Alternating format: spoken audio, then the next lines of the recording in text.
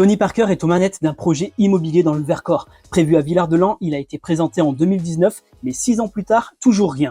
Prends un café, je t'explique où on en est du projet Parker.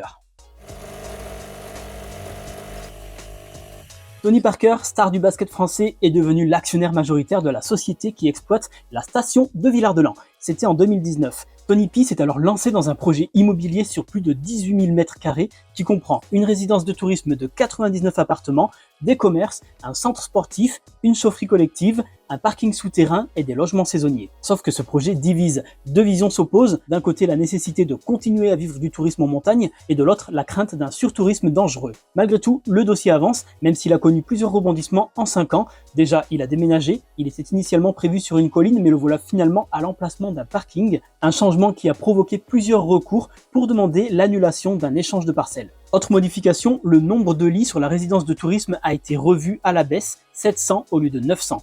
Alors, on en est où? Prochaine étape, la création d'une unité touristique nouvelle. C'est une démarche nécessaire pour autoriser l'implantation de projets destinés à développer l'offre touristique en montagne. Alors sur cette unité touristique nouvelle, l'autorité environnementale a rendu un avis pas très positif. Dans les grandes lignes, les impacts environnementaux du projet, mais plus largement du développement de la station, manquent d'une vision d'ensemble. L'autorité environnementale considère aussi que l'impact des dépôts de matériaux sur le domaine skiable ou de la création de parkings supplémentaires n'ont pas été pris en compte, sans compter un enneigement incertain dans le futur. Mais c'est le comité de massif des Alpes qui rendra dans l'année la décision finale sur la création de cette unité touristique nouvelle, décision finale qui interviendra après une concertation du public, mais en attendant, ce comité a déjà rendu un avis favorable. Si le feu passe au vert, un permis de construire pourra être déposé. Et toi, t'en penses quoi du projet Parker ?